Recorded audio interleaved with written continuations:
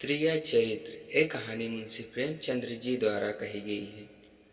सेठ लगनदास जी के जीवन की बगिया फलहीन थी। कोई ऐसा मानवीय आध्यात्मिक या चिकित्सात्मक प्रयत्न न था जो उन्होंने न किया हो। वे शादी के एक पत्नीव्रत के कायल थे, मगर जरूरत और आग्रह के विवश होकर एक दो नहीं बल्कि 5 शादियां की।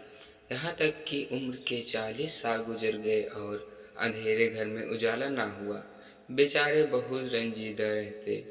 यहाँ तक धन संपत्ति या घाट बाट या वैभव और या ईश्वर क्या होंगे, मेरे बाद इनका क्या होगा और इनको भोगेगा या ख्याल बहुत अफसोसनाक तक था। आखिर यह सलाह हुई कि किसी लड़के को गोद लेना चाहिए, मगर यह मसला पारिवारिक झगड़ों के कारण सालों तक स्थगित रहा। जब सेठ जी ने देखा कि बीवियों में अब वास्तुर कशमकश हो रही है, तो उन्होंने नैतिक साहस से काम लिया और एक होनहार अनाथ लड़के को गोद ले लिया।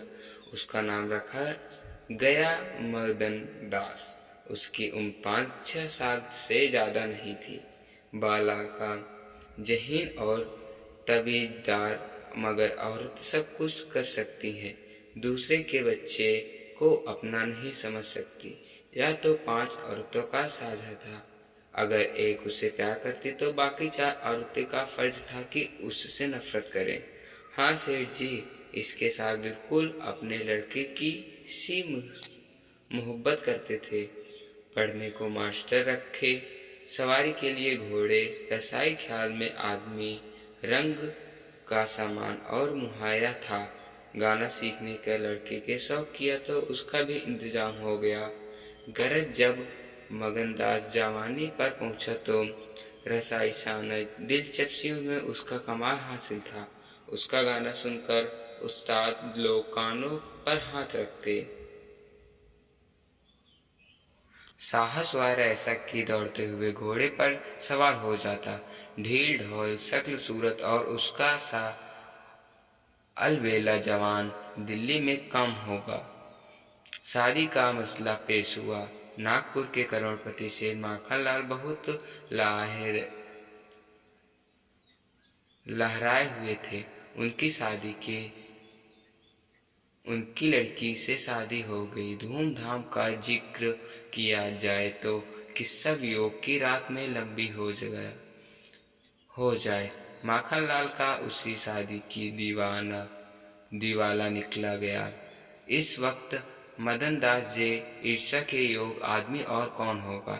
इसकी जिंदगी की बाहर उमंगों पर भी और मुरादों के फूल अपनी सब नबी ताजगी के खिल खिल कर हुस्न और ताजगी का समाय दिखा रहे थे। अगर तकदीर में भी कुछ और ही सामान कर रही है था। उसका सैर सपाटे में इरादे से जापान गया हुआ था। दिल्ली से खबर आई कि ईश्वर ने तुम्हें एक भाई दिया है। मुझे इतनी खुशी है कि ज्यादा अरसे तक जिंदा ना रह सकूं। तुम बहुत जल्द लौट आओ। मगनदास के हाथ में तार का कागज छूट गया और सर से ऐसी चक्कर आया कि जैसे किसी ऊंचाई से गिर पड़ा हो।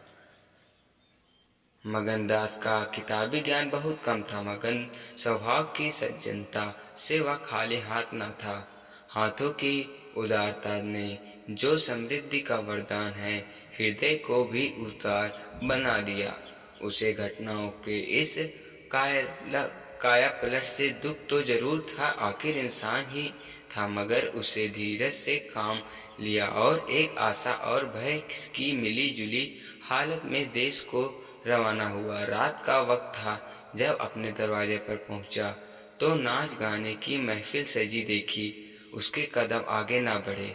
वह लौट पड़ा और एक दुकान के चबूतरे पर बैठकर सोचने लगा कि अब क्या करना चाहिए। इतना तो उसे यकीन था कि सेठ जी उसका साथ भी भलमासी और मोहब्बत से पेश आएंगे, बल्कि शायद अब और भी कृपा करने लगे। सेठानियां भी अब उसके साथ गौरव का सा पर्वत न करेंगी।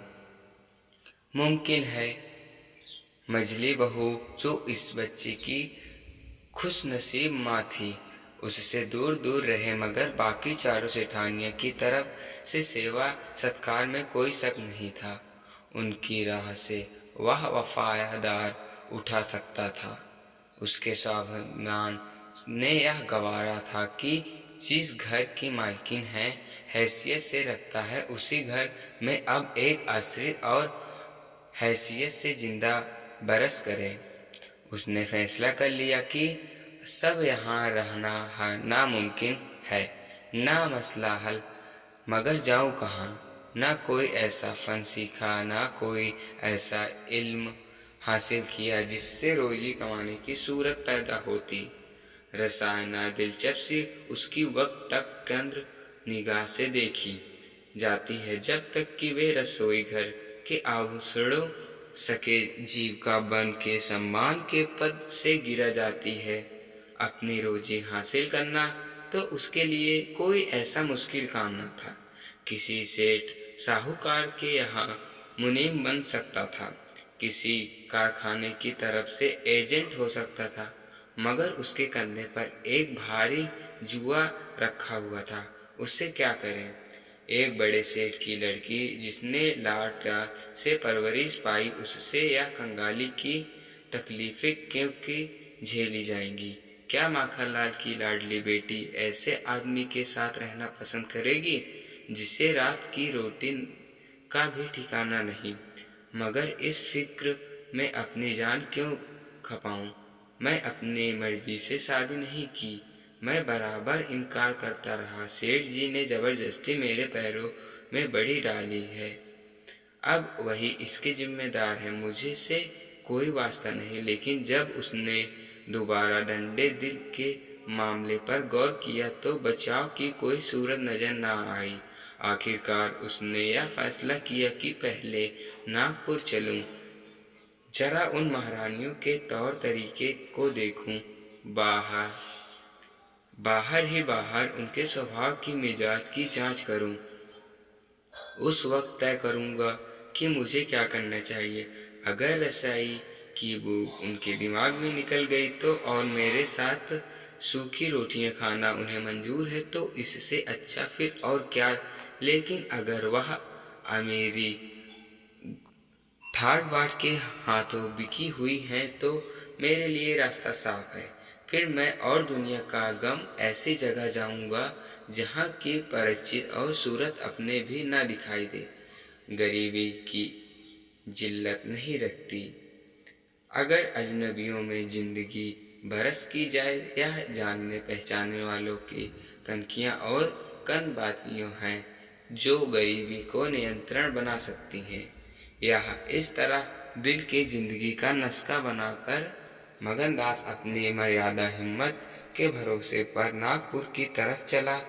उस मल्लाह की तरह जो किश्ती और पान के बगैर नदी की उमड़ती लहरों के अपने को डाल दे।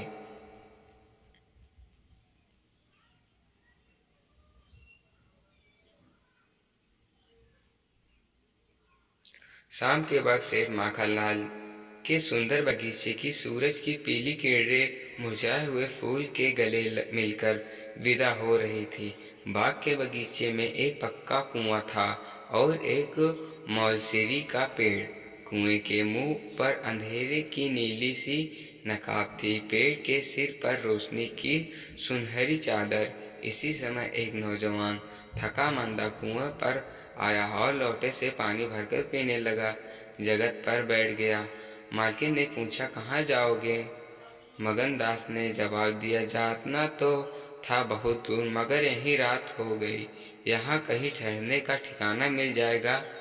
मालकिन चले जाओ सेठ जी, धर्मशाला में बड़े आराम से जगह है।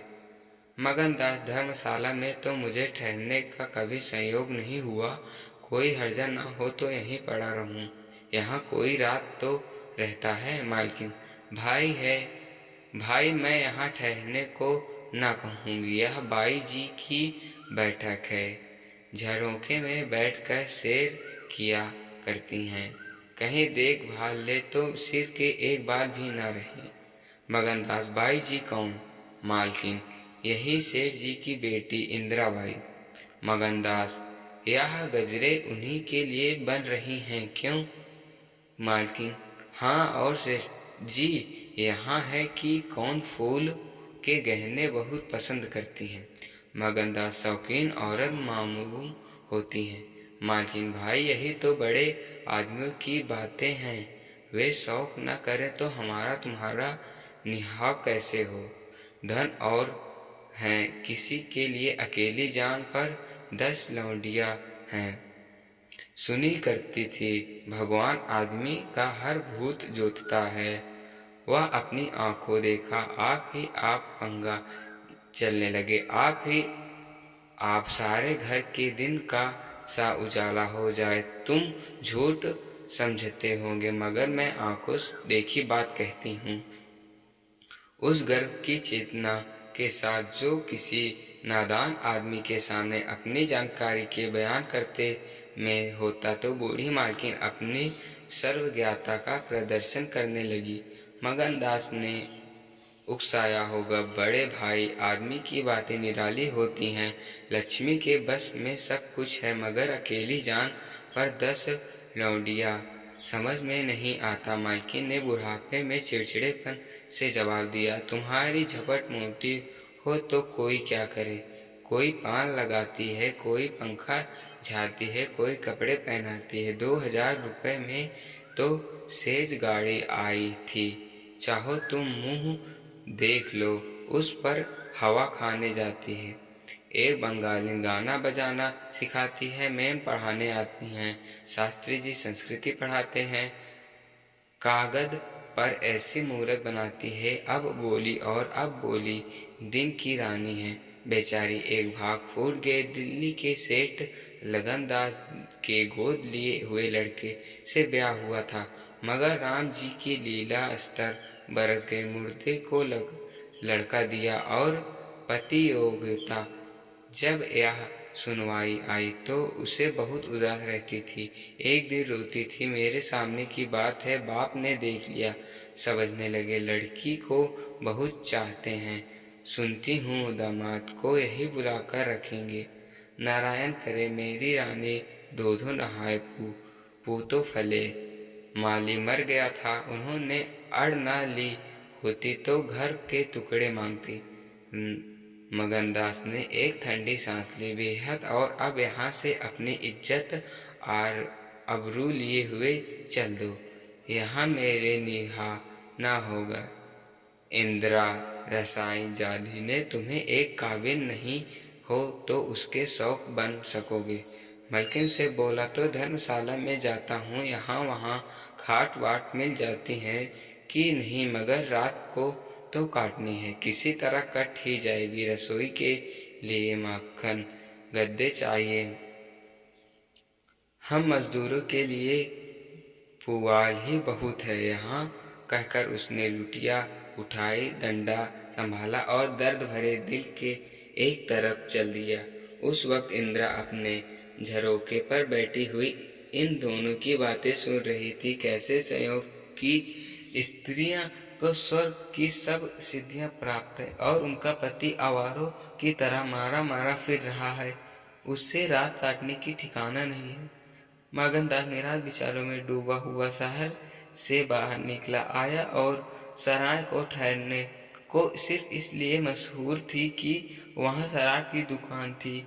यहाँ आसपास में मजदूर लोग आकर अपने दुख को भुलाया करते थे। जो भूले भटके मुसाफिर यहाँ भटकते उन्हें होशियारी और चौकसी का व्यवस्थित पाठ मिल जाता था। मगनदास थका मंदा था कि एक पेड़ के नीचे चादर बिछाकर सो रहा और जब सुबह को नींद खुली तो उससे किसी पीर औलिये के ज्ञान की सजीव दिशा का चमत्कार दिखाई पड़ा, जिसकी पहली मंजिल वैराग्य है, दूसरी छोटी सी पोटली जिसमें एक कपड़े और थोड़ा सा रास्ते का खाना और लुटिया डोब बांधी हुई थी, गायब हो गई। उन कपड़ों को छोड़कर जो उसके मदन पर थे अब उसके पास कुछ भी ना था। भूख को कंगाली में और भी तेज हो जाती है, उसे बेचैन कर रही थी। मगर वह दृढ़ स्वभाव का आदमी था। उसने किस्मत को रोना न या रोया कि किसी तरह गुजर करने की तदबीरें सोचने लगा। लिखने और गणित में उसे अच्छा अभ्यास था, मगर किसी हैसियत के फायदा उठाना स्वभाव था। उसने संगीत का बहुत अभ्यास किया था। किसी ऋषि की रसाई के दरबार में उसकी कद्र हो सकती थी, मगर उसके पुरुषोचित अभिमान के इस पेश की आख्या करने इजाजत न दी। वहाँ आला दर्जे घुड़सवार था। यह फन मजे की पूरी शान से साथ उसकी रोजी का साधन बन सकता था। यह पक्का इरादा उसके हिम्मत के कदम आगे बढ़ाए। ऊपर से देखने पर यह बात यकीन के काबिल नहीं मालूम होती, मगर वह अपना बोझ हल्का जाने का वक्त बहुत उदास नहीं था। मर्दाना हिम्मत का आदमी ऐसी मुसीबत को उसी निगाह से देखता है जिसमें एक होशियार विद्यार्थी परीक्षा के प्रश्नों को देखता है। उसे अपनी हिम्मत आजमाने का एक मुश्किल से सूझने का मौका मिल जाता है। उसकी हिम्मत अनजाने में मजबूत हो जाती है। अक्सर ऐसे मर्यादा हौसले के लिए प्रेरणा का दम देते हैं। मगनदास इस जोश में कदम बढ़ाता चला जाता है कि उसे कामयाबी की मंजिल सामने नजर आ रही थी, मगर शायद वह एक घोड़े के शरारत के बिगड़ैलपन से तौब कर ली थी, या वे स्वाभाविक रूप से बहुत मजे थे। धीमे धीमे चलने वाले वह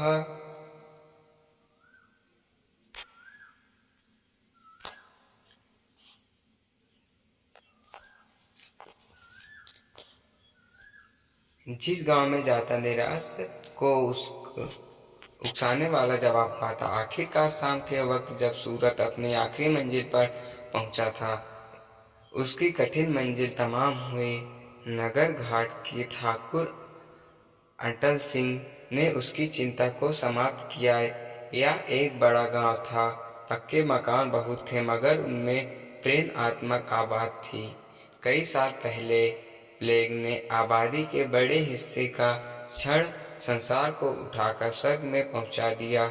इस वक्त प्लेग के पहुंचे खुचे हुए लोग गांव के नौजवान और शौकीन जमींदार साहब और हल्के से काजूगार थे। रोबीले थानेदार साहब थे।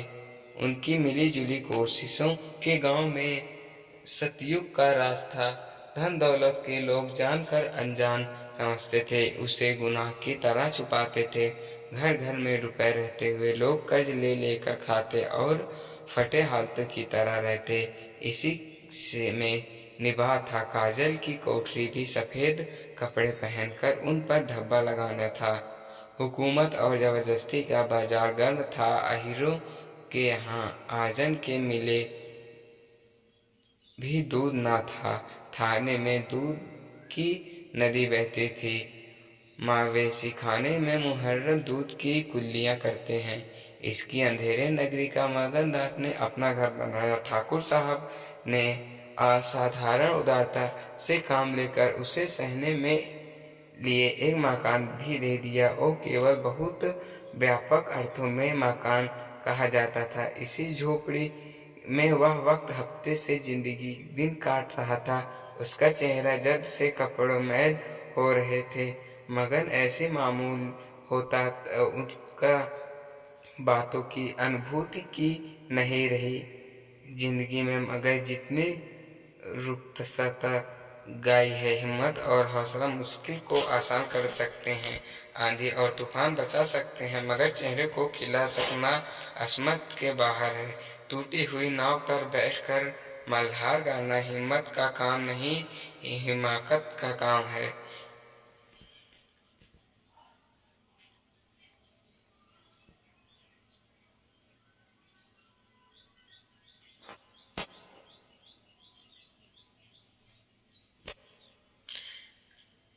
एक रोज जब शाम के वक्त वह अंधेरे में खाट पर पड़ा हुआ था, एक औरत उसके दरवाजे पर आकर भीख मांगने लगी।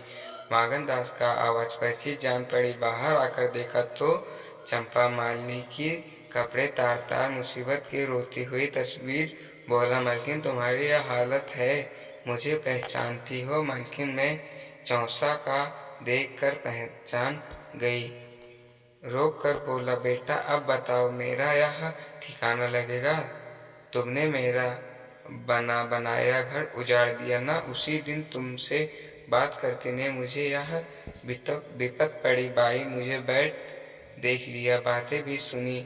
सुबह होते ही मुझे बुलाया, बरस पड़ी नाक कटवा लूंगी, मुंह में कलका लगवा दूंगी। चुड़ैल कुटनी, तू मेरी बात किसी गैर आदमी को क्यों चलाए?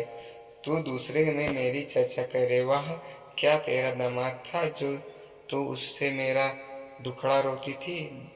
जो कुछ मुंह में आया बकती रही, मुझसे भी ना सहा गया। रानी रुकेंगी अब सुहाग लेंगी। बोली, बाई तू मुझसे कसूर हुआ, लीजिए अब जाती हुई छीनते। ना करती तो मेरा निभा यहाँ ना होगा। ईश्वर ने मुंह दिया तो आहार भी देगा।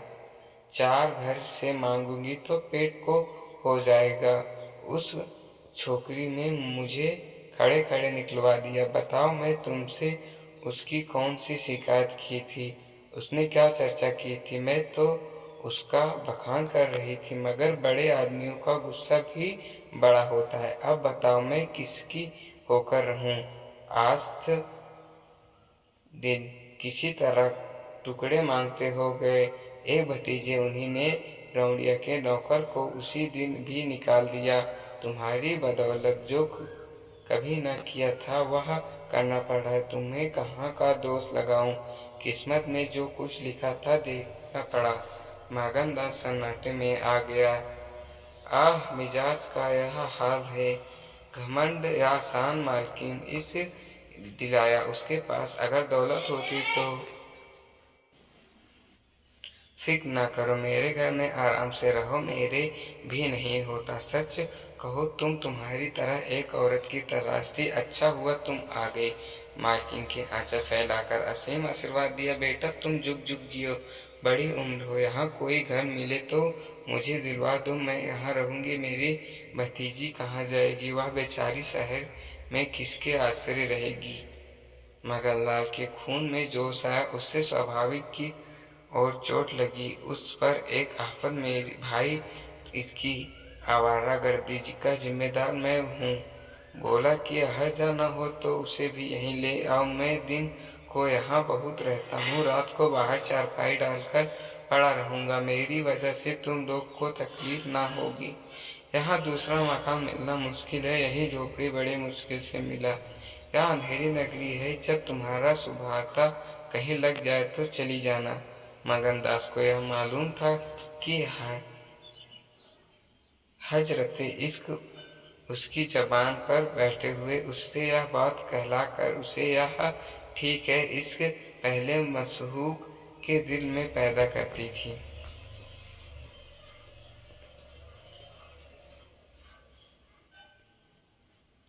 एक रोज सुबह के वक्त मगन दास जी कहीं जाने के लिए तैयार हो रहा था कि एक संभवती व्यक्ति अंग्रेजी पोशाक पहनते हुए ढूंढता हुआ पहुंचा और उसे देख ही दौड़ कर गले में लिपट गया। मगन और वह दोनों एक साथ पढ़ा करते थे, अब वह वकील हो गया। अब मगन दास भी अपने पहचान और कुछ झेपता और कुछ हिचकिचाता उससे गले लिपट गया। बड़ी देर तक दोनों दोस्त बातें करते रहे। क्या थी घटनाओं संयोग एक लंबी कहानी थी। कई महीने हुए सेठ लागन का छोटा बच्चा चेचक भी नाराज हो गया। सेठ जी ने दुख के मारे आत्महत्या कर ली और अब मगनदास सारी जायदाद, कोठी, इलाके और मकान एक स्वामी था। सेठानी ने आपसी झगड़े हो रहे थे। कर्मचारियों के गबन को अपना ढंग बना रखा। बड़ी सेठानी उसने बुलाने के लिए खुद आने तैयारी कर दी, मगर वकील साहब ने उन्हें रोका था। मगनदास न मुस्कराया, पूछा, तुम्हें क्यों कर मामूल हुआ है?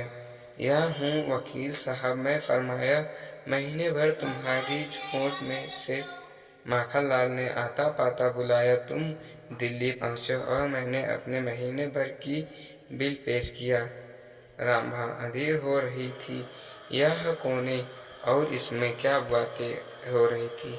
सब बचते बचते वकील साहब मगनदास के एक हफ्ते के अंदर आने का वादा लेकर विदा हुआ। उसी वक्त सांबा आ पहुंची और पूछने लगी, ये कौन है, इसका तुमसे क्या काम था। मगनदास ने जवाब दिया, यमराज का दूत। रामबा, क्या अशगुन बातें करते हो।